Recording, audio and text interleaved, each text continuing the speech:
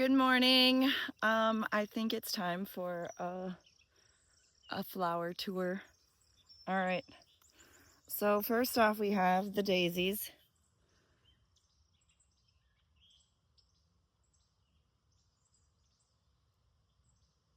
Okay, the daisies.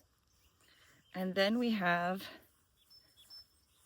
I don't really know exactly what these are. They look like morning glories. And they just grow wild.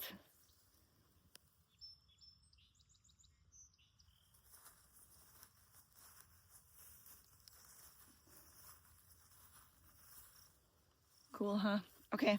Then we have hazelnut bushes.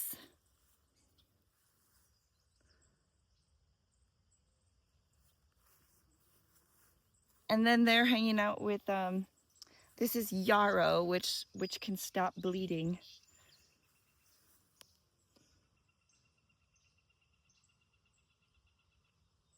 I actually used that once. I was at a rainbow gathering. This girl, she cut her head, and we were ways from the hospital, or whatever. And I was like, chew that up and put it on your wound. And she said when she got, like, the next day she came back, and she said that the doctors were like, holy, that's amazing. How'd you do that? And yeah, it was the yarrow. I had her chew it up and spit it on there. Hold it on there. Okay. Then we have mullein.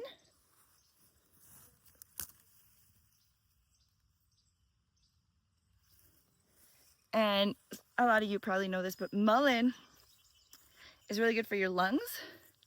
And the whole plant can be used to start a fire, which is incredible. And also the stalk, once it's hard, can be used to make an arrow.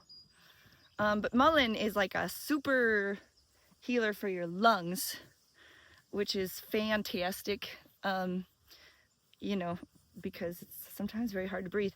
I have no idea what this is, but I just love them. It's so cute. These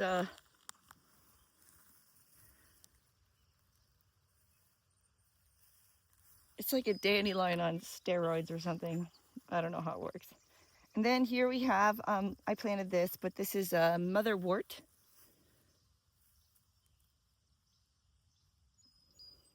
I heard it's good for inducing dreams. And then, or I don't know, it's also like what absinthe is made out of, I guess. I don't know about that. And then we have clover. Clover is good for balancing hormones. Um, what else? I mean, I see a lot of berries around here. Oh, and then I planted this, and I'm hoping it takes over because it's invasive, but that's why I put it away from the garden. And this is really good for healing um, bruises and sprains and broken bones, and it's called comfrey.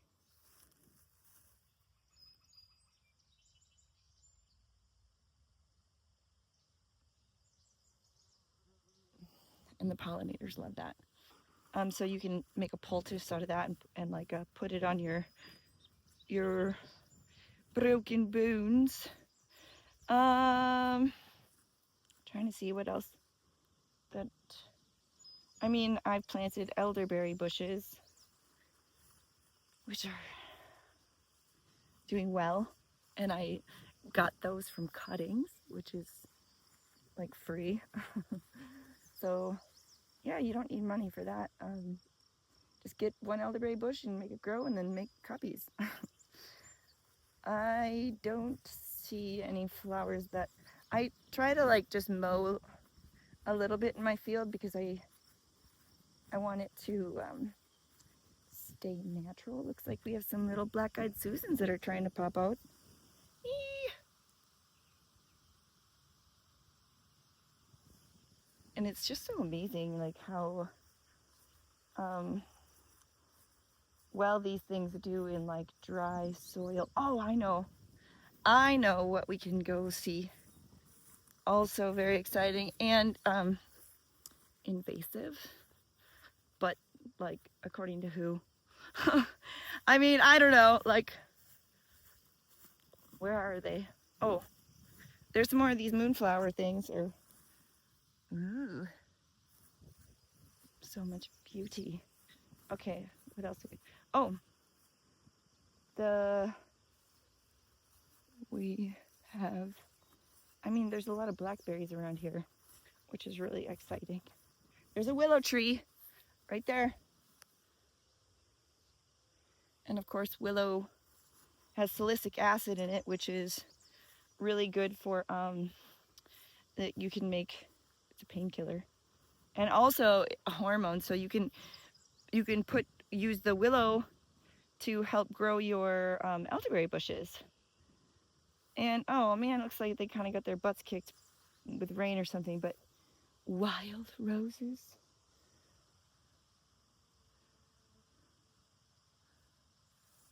Rose is such a like a calming tea. I like the Tulsi rose. But yeah, those guys are pretty invasive, I guess, becoming kind of a problem, according to some people. Like I said, I love them. But anyway, that's our little nature tour for today. And oh, we're gonna be having a flower or mushroom and plant medicine event at the place here, at the land here.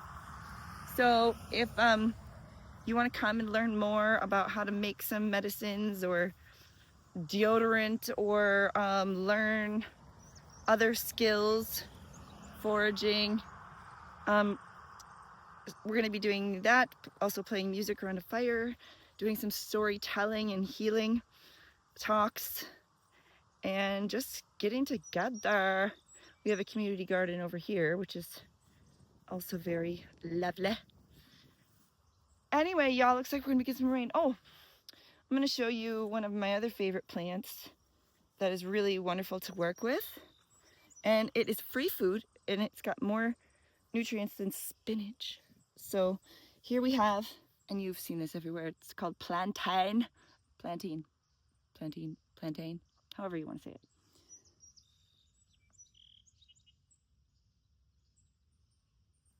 So if you get stung by a bee, you can chew that up and put that on there. It's also like antimicrobial. You never want to put anything like this on an open wound. But after the wound is like sealed up, you can put it on there. I mean, the yarrow will stop the bleeding, so that one is different. And I can, please correct me when I'm wrong, because I say when I'm wrong because I can be wrong quite often, you know, and I love learning. So yeah. Oh, and plantain is also good for herpes. That's what I learned. And then the seeds specifically are used for herpes, but you can make a tincture out of the seeds. But yeah, lots of nutrients and free food all around. You can make your own medicine and use things for preventative measures, because sometimes if you're really sick, like you need like high doses of these things, and that's where some of the pharmaceutical companies come in, like when you really need to knock something out. But there are like preventative things you can do. And of course, just like actually foraging is a big part of the medicine itself. All right, well,